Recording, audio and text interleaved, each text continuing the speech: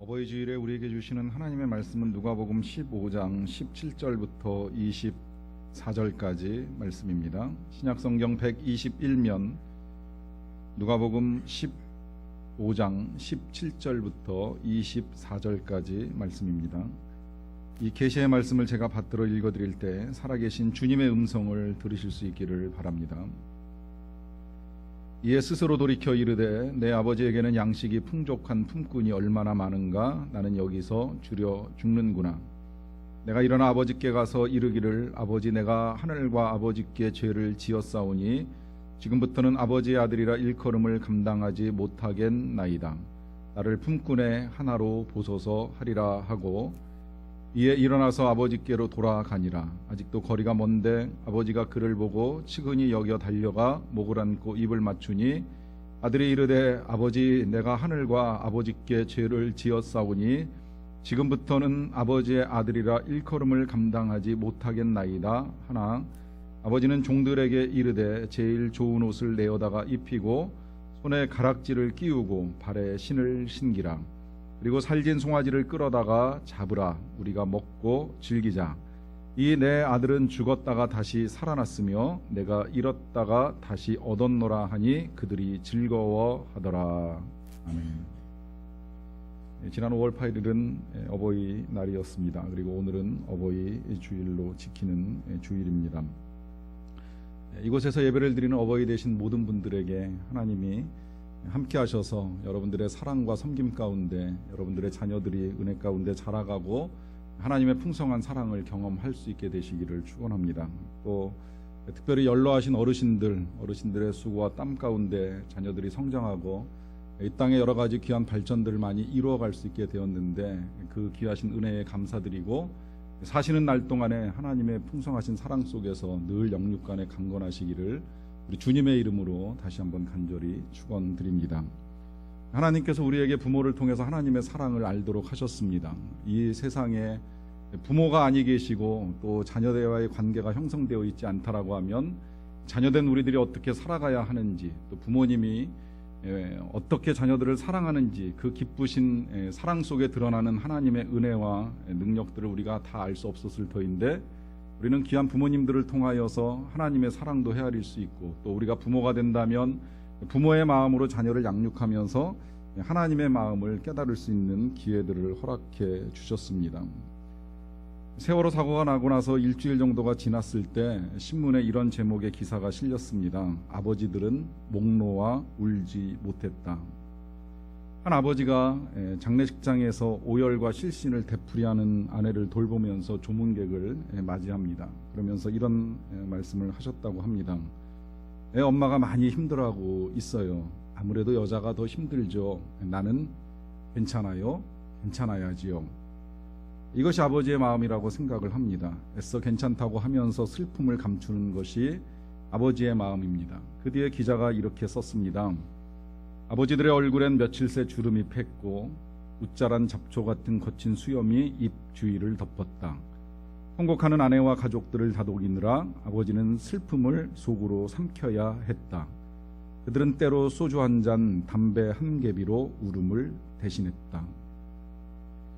자녀가 집을 떠났을 때 그리고 돌아올 때가 되었다고 생각되지만 돌아오지 아니할 때 부모님들의 마음은 한결같습니다. 그것은 기다림입니다. 이제나 저제나 언제나 돌아올까 애태우며 한없이 기다립니다. 처음에는 살아서 돌아오기를 기다렸지요. 그러나 시간이 지나면서 살아 돌아올 희망이 점점 사라질 때 이제는 시신만이라도 돌아올 수만 있다면 하는 안타까움을 가지고 간절하게 기다리는 사람들이 있습니다. 사랑하는 사람을 떠나보내는 일이 쉽다고 말할 수는 없습니다. 간혹 장례식장에서 호상이라고 하는 표현을 듣기는 하지만 아직도 저는 제 입으로 그런 표현을 사용하는 것이 불가하다고 생각을 합니다. 아무리 연세가 높으셔서 세상을 떠나신 부모님이라 할지라도 그 부모를 떠나보내는 자녀의 마음이 어찌 이것이 좋은 장례라고 말할 수가 있겠습니까?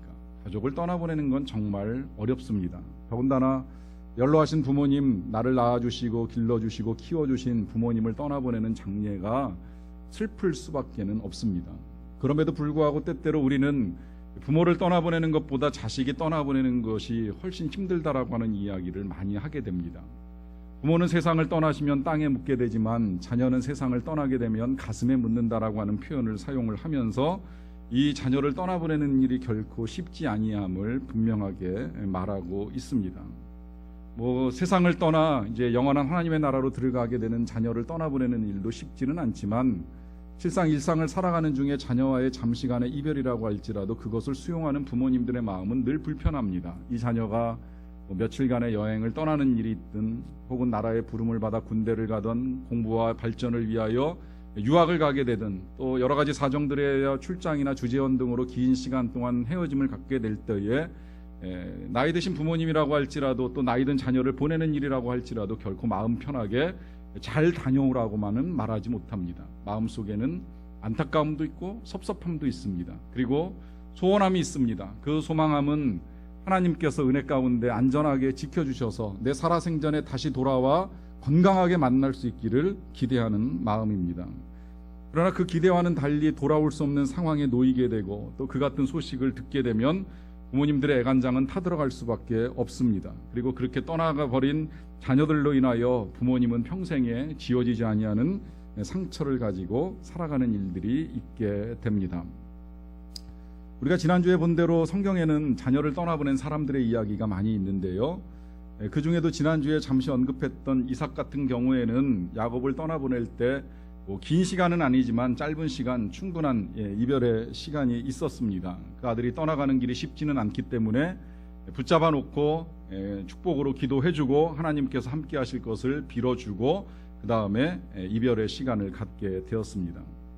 그렇게 해서 아버지를 떠났던 경험을 가지고 있는 야곱인데요. 이 야곱이 자신이 사랑하는 12아들 가운데서도 가장 사랑하는 요셉이라고 하는 아들을 떠나보낼 때의 상황은 자기 자신이 떠날 때하고는 좀 다릅니다. 자신이야 부모님의 축복 가운데에 기도를 받고 떠났지만 이 아들은 떠나보낼 때 떠나보내고자 해서 떠나보낸 것이 아니라 형들 있는데 잠깐만 좀 다녀와라 심부름을 보냈습니다. 형들이 멀리 양을 치러 갔는데 거기 가서 형들이 잘 지내고 있는지 네가 가서 좀 보고 돌아오너라 하면서 떠나보냈는데 그것이 마지막 이별의 순간이었습니다.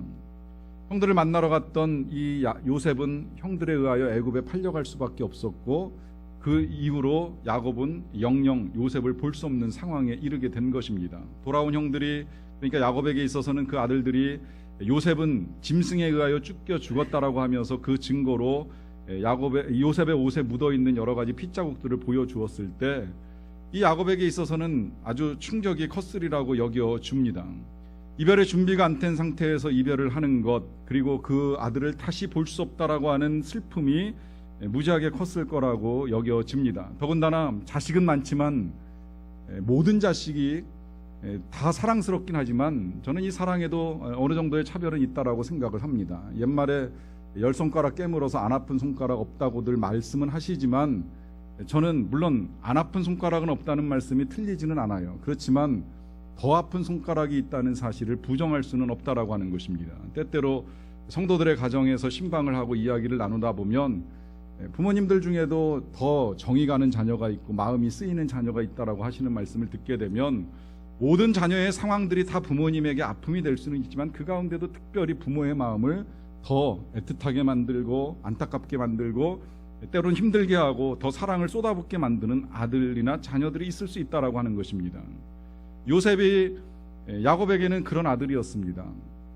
요셉은 태어나면서 이 야곱이 가장 사랑하는 여인에게서 태어났을 뿐만 아니라 또 요셉의 동생이었던 베냐민이 태어나면서 그 요셉의 어머니 라헬이 세상을 떠났기 때문에 야곱은 12명의 아들들 중에서도 누구보다 이 요셉을 특별하게 사랑을 했습니다. 그래서 채색 옷을 입혀주기도 하고 형들을 다 멀리 산으로 들러 목축으로 보낼 때에 이 요셉만큼은 집에 데리고 있을 만큼의 애정을 쏟았습니다. 그런 그 아들이 어느 날 갑자기 이별을 할 시간도 없이 축복해서 기도해 주는 건 꿈도 꿀 수 없이 심부름 잠깐 나갔다가 시체가 되어서 돌아올 때 그것도 시체조차 확인할 수 없을 정도로 옷만 피 묻은 채로 돌아오게 되었을 때 이 야곱의 마음은 찢어지는 것처럼 아팠겠지요.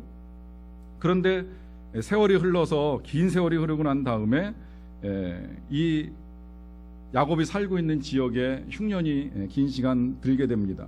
할 수 없이 양식을 구하러 갔던 이 야곱의 아들들이 애굽에 내려갔다가 거기서 자신들의 동생인 요셉이 총리가 되어 양식을 나누어 주는 것을 보고 돌아와서 그의 아버지 야곱에게 요셉이 살아있다는 소식, 그리고 그냥 살아있는 것이 아니라 애굽에서 총리가 되었다라고 하는 소식을 전해주게 되지요. 이 소식을 들었을 때 야곱의 반응을 성경이 이렇게 말씀합니다. 야곱은 그들의 말을 믿지 못하여 어리둥절했다.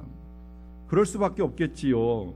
세상을 떠났다고 생각한 자녀가 살아있다는 사실도 신기한데, 그 자녀가 애굽이라고 하는 강대국, 이 흉년의 때에 수많은 나라들에게 양식을 나누어주는 강국의 총리가 되었다. 장관 정도, 의원 정도 됐다고만 해도 대단한 일이 될 것인데, 애굽의 제2인자 바로왕의 바로 밑에서 그 나라를 다스리는 총리가 되었다라고 하니까 그 말을 야곱이 믿고 받아들이는 건 절대 쉬운 일은 분명히 아니었을 것입니다. 그런데 분명히 자녀들은 그렇게 전달을 했고, 그래서 이 야곱은 서둘러서 모든 가족 70여 명을 다 데리고 애굽으로 내려갑니다. 그리고 내려가서 이 야곱과 요셉 부자가 무려 22년 만에 다시 상봉을 하게 됩니다.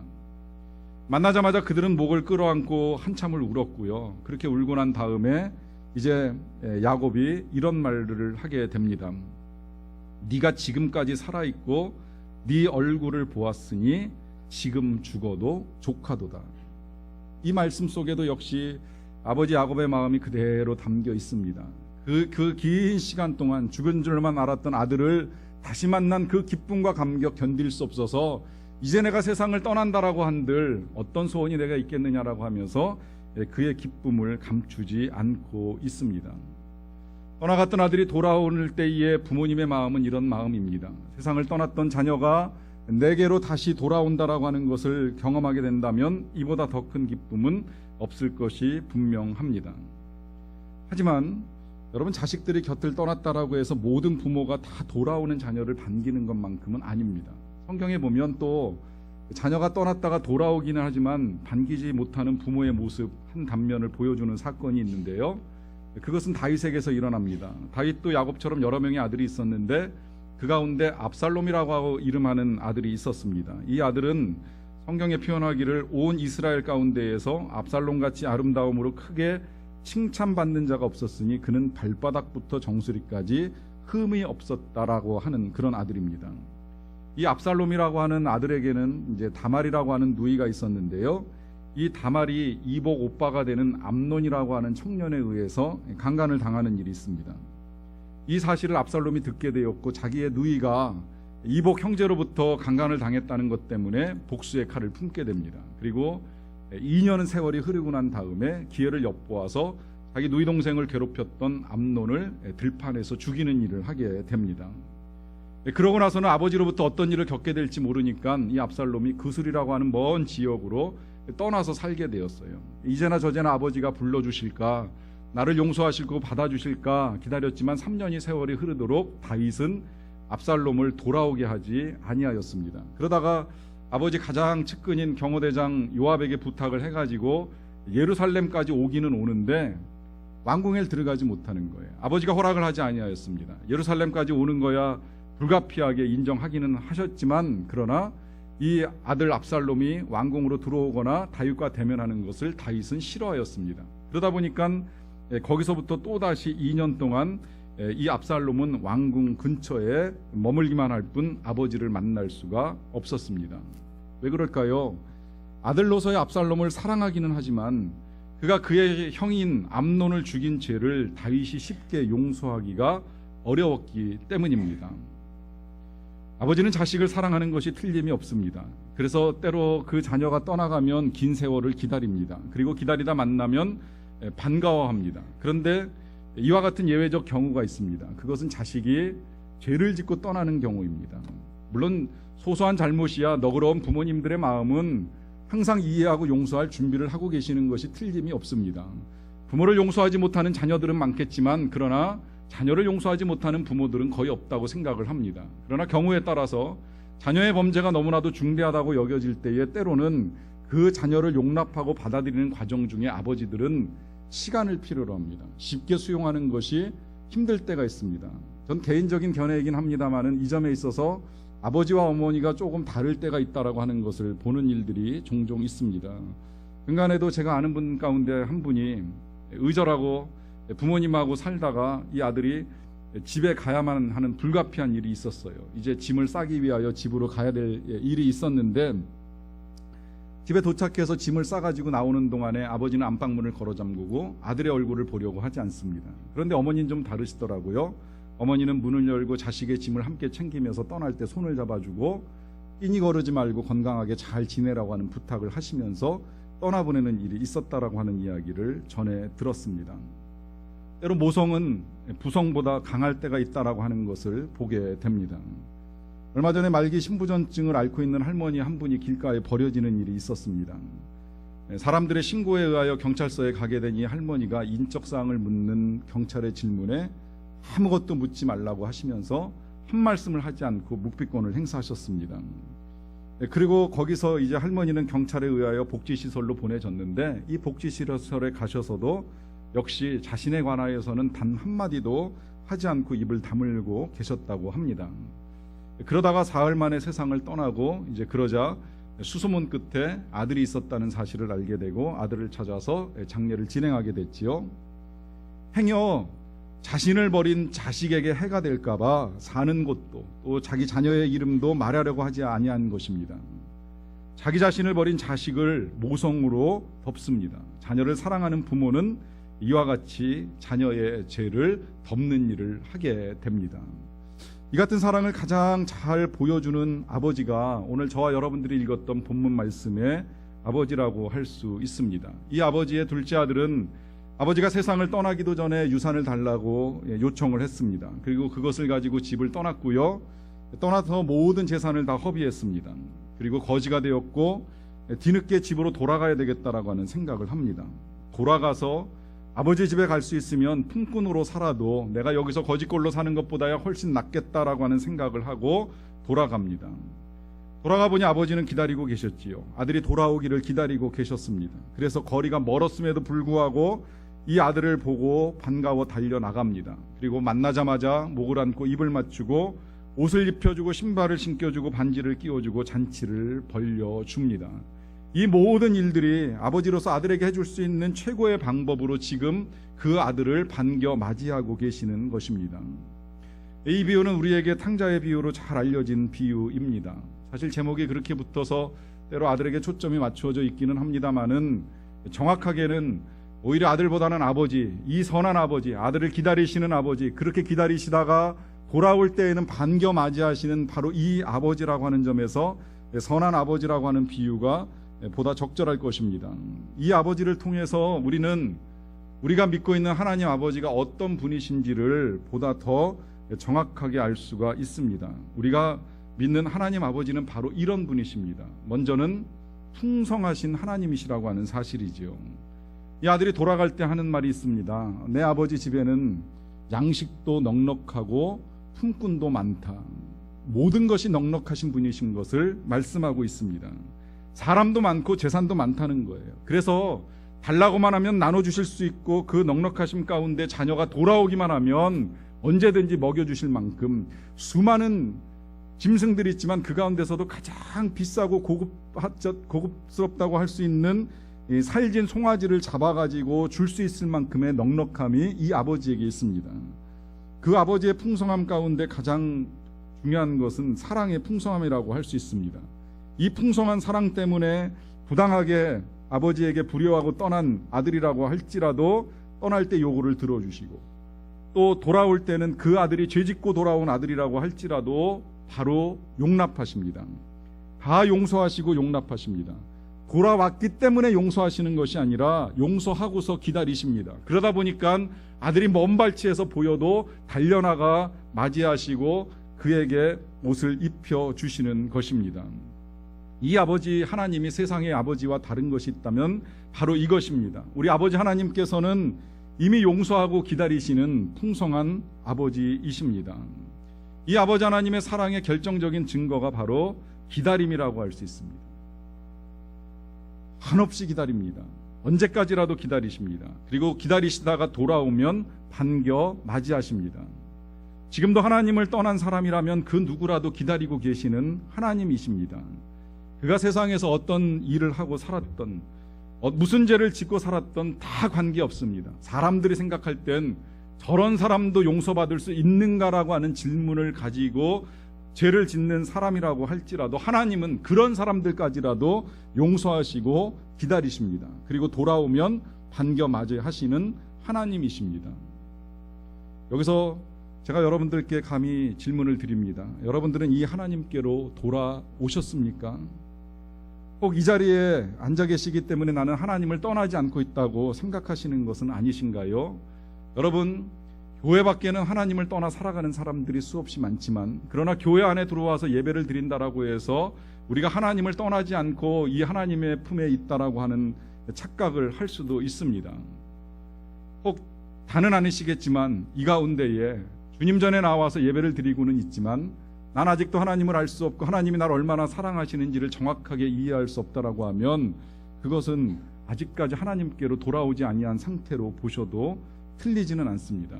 여러분 아시겠지만요, 가족들이 한 공간에 있다고 해서 다 같은 생각을 가지고 살아가는 것은 아니지요. 그런데 마음이 떠나는 것은요, 몸이 떠나는 것보다도 훨씬 더 고통스러운 일이 됩니다.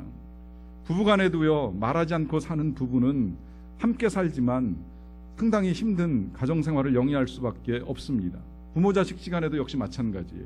한 공간에서 함께 살아가지만 소통이 끊어지고 관계가 형성되지 아니하는 부모 자식 시간은 더 큰 아픔이 될 수 있습니다. 마찬가지로 이 공간 안에서 우리가 다 같이 하나님을 향하여 예배를 드린다라고 하지만 아직도 하나님의 사랑을 알 수 없고 하나님께로 돌아가는 겸허함이 없고 하나님 앞에서 나를 받아달라고 하는 고백이 없다라고 한다면 우리는 아직까지 하나님께 가까이 나아가지 못하고 있는 것입니다. 그럼에도 불구하고 다시금 하나님 앞에 나와 우리에게 하나님의 사랑이 필요합니다. 하나님의 은혜가 필요합니다. 내가 세상을 내 몸대로 살아왔던 것들이 나의 죄악입니다라고 고백하면서 하나님께로 마음을 열기만 하면 하나님 우리를 맞이하십니다. 반겨하시며 맞이하십니다.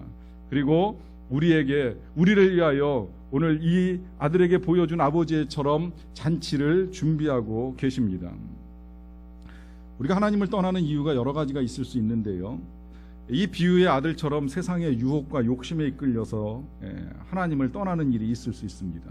또 여러 가지 사건과 사고들이 터져 나오는 가운데에 하나님이 살아계시면 왜 세상에 이런 일들이 일어나는가라고 하는 의문 혹은 의심 속에서 하나님을 떠나는 일도 있습니다. 또 하나님이 날 도와주실 거야 믿음 가지고 겸손하게 기도하면서 간구하지만 긴 시간 동안 기도해도 응답되지 아니하는 기도의 결과들을 보면서 하나님은 과연 살아계시는가 의심을 가지고 하나님을 떠나갈 때도 있습니다. 어떤 이유이든 역시 마찬가지로 우리가 돌아올 때까지 하나님은 우리를 기다리신다라고 하는 것입니다. 그 기다리심이 몇 날 며칠 아니라 혹은 몇 년, 심지어 사람에 따라서는 수십 년의 세월을 한결같이 기다리고 계시는 일이 있습니다. 그리고 돌아오게 되면 우리가 알아야 될 것, 하나님께로 나아가는 자의 삶은 변화가 일어납니다. 여러분, 지금 이 아들이 돌아왔을 때 그 아버지가 옷을 입히고 신을 신기고 가락지를 끼우고 잔치를 벌이는 일을 하게 됩니다. 아들이 생각했을까요? 내가 아버지 집에 돌아갔을 때 아버지가 날 위하여 이런 일들을 하실 거라고 꿈조차 꾸지 못했습니다. 아들의 생각은 그저 돌아가서 난 죄를 지었으니까 받아주시면 감사하고 또 품꾼 삼아주시면 내가 그 아버지 집에서 노동자처럼 일하면서 얻어먹고 살기만 해도 지금보다 형편이 나아지리라 생각하고 돌아간 것입니다. 그런데 아버지의 태도는 다릅니다. 돌아온 아들을 맞이하는데 당장에 그 더러운 옷부터 벗기고 깨끗한 옷을 입힙니다. 그리고 맨발을 아니면 낡아 빠진 신발을 벗겨주고 그 다음에 새로운 신발을 신겨줍니다. 가락지를 끼우는 건 이 돌아온 자녀가 어떤 일을 하고 돌아왔든지 여전히 이 아버지의 아들이라고 하는 걸 분명하게 증거해주기 위하여 끼워주는 상징입니다.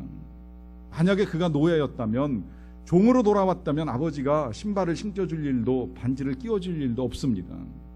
그러나 이 아버지가 신발을 신겨주고 또 반지를 끼워주면서 잔치를 벌여주는 건 네가 세상에서 무슨 일을 하고 있든지 돌아온 이상 너는 나의 자녀이고 이 안에서 내가 너에게 줄 수 있는 모든 풍요와 풍성함을 누리며 살아갈 것을 말씀하고 계시는 것입니다. 이 일을 통해서 우리가 봐야 되는 것이 있습니다. 그것은 하나님께로 돌아올 때에는 우리의 신분, 우리의 상황들이 변해나가기 시작한다는 것입니다. 하나님을 떠나 있을 때 우리의 마음은 죄 가운데 고통스럽습니다. 슬픔에 매여 소망을 잃어버리는 일들이 있습니다. 고통 속에 신음하면서 때로 어둠 속에 사로잡혀 부정적인 생각들로 우리를 억누를 때가 있습니다. 그런데 하나님 앞에 다시 돌아가게 되면 하나님이 우리에게 주시는 아들로서의 지위가 있습니다. 그 안에는 자유함도 있고요, 새로운 기쁨도 있고요, 감사할 만한 여러 가지 이유들을 찾아나갈 수가 있습니다. 그래서 우리는 돌아가야 되고 우리를 반기시는 하나님을 만날 수 있어야 된다라고 하는 것입니다.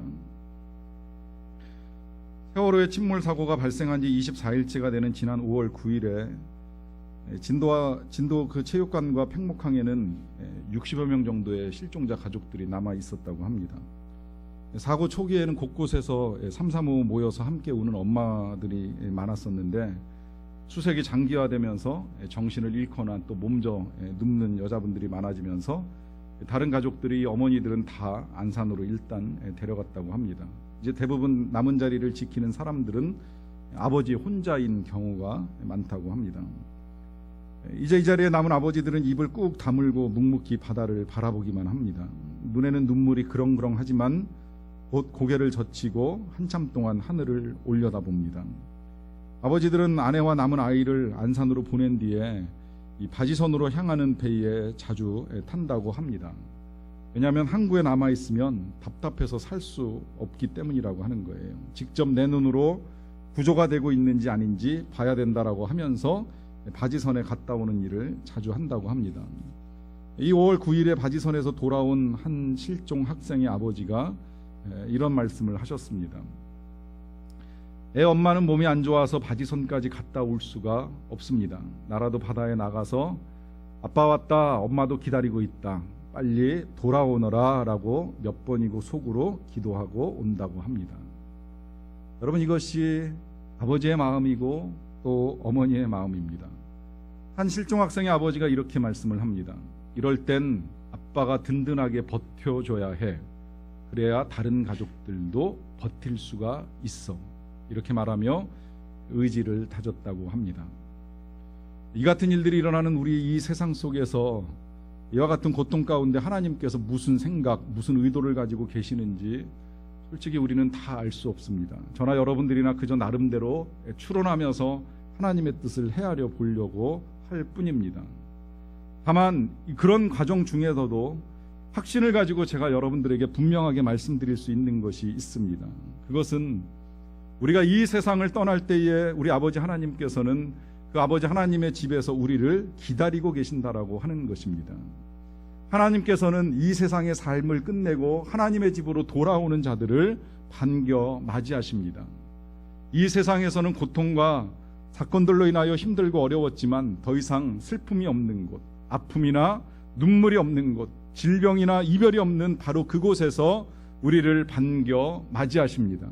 우리가 이 세상에서 하나님께 나왔을 때 당장에 이루어진 변화들을 경험할 수 없을지는 모르겠지만 확신하고 말씀드리기는 우리가 하나님의 집으로 돌아갈 때에는 달라진 우리의 신분, 슬픔이 없는 우리의 상황들, 변화된 우리의 삶의 자리로 인하여서 하나님이 얼마나 좋은 것들을 가지고 우리를 맞이하고 계시는지를 분명하게 보게 될 것입니다. 그 날을 소망하면서 이 땅에서 우리가 해야 될 일은 먼저 우리의 마음을 열고 하나님께로 나아가는 것입니다. 그래서 이 땅에서는 하나님과 함께하는 삶을 살다가 이 땅을 떠날 때에는 우리를 반겨 맞이하시는 하나님의 품에 안길 수 있는 저와 여러분들이 다 되시기를 간절히 바랍니다. 기도하시겠습니다. 사랑하는 성도 여러분, 이 시간에 제가 여러분들에게 몇 가지 기도 제목을 드립니다. 어떤 기도 제목이든 여러분들의 마음에 닿는 기도의 제목들을 가지고 조용히 기도하는 시간을 잠시 가지셨으면 좋겠습니다. 먼저는 부모님들을 위해서 기도하시기를 바랍니다. 연로하신 부모님들의 건강, 신앙, 또 마음의 평안을 위해서 기도하십시오. 또 자녀를 떠나보내고 슬픔 가운데 빠져있는 부모님들의 마음을 하나님께서 위로해 주시기를 기도하시기를 바랍니다.